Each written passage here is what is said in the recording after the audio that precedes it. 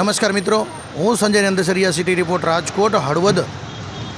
આજની વાત કરવા જઈએ મિત્રો, ખાસ કરીને કાળઝાળ ગરમીની અંદર જોતા રહીએ ત્યાં નગરપાલિકાની બાજુમાં ડબલ ટીસી આવેલા છે મિત્રો। ખાસ કરીને તમે જે દ્રશ્યો જોઈ રહ્યા છે ડબલ ટીસીના છે, અને આ ડબલ ટીસીમાંથી જે વાયર અલગ થતા હોય છે ને એમાંથી જે વીજળી પસાર થતી હોય છે મિત્રો, એ વીજળીની અંદર જે થાંભલાના દ્રશ્યો બતાવવામાં આવે રહ્યા।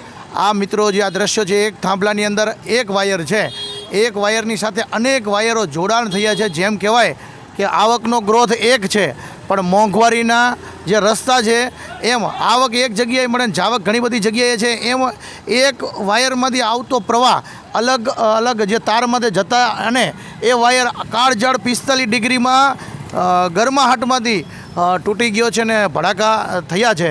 ત્યારે હળવદના આવા દ્રશ્યો છે મિત્રો। ખાસ કરીને જીએબીના તંત્રની ઘોર બેદરકારી થઈ હોય તો હજી સુધી પણ આ લોકો તપાસ કરવા માટે પણ નથી આવ્યા।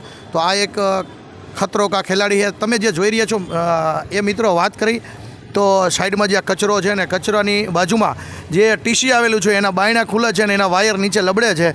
આમાં કોણ જાણે ક્યારે કોઈ નવીન જાનહારી થાય છે તો જવાબદાર કોણ રહેશે મિત્રો? ખાસ કરીને ક્યાંય સુધી નહીં ખબર પડતી ને ત્યાં સુધી લોકો આવા નવા દ્રશ્યો જોતા રહેતા અને એના ભોગ બનતા હોય છે।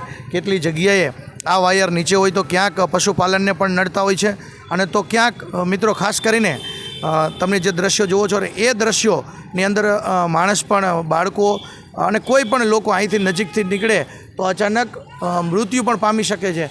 તો ખાસ કરીને તંત્ર જાગવું જોઈએ, અને જીએબી દ્વારા આ જે ટીસી છે એના જે વાયરનું મરામત એટલે કે રિપેરિંગ કરી અને સાથે આ બાયણાને પણ બંધ કરવું જોઈએ, એ જવાબદારી તંત્રની હોય છે।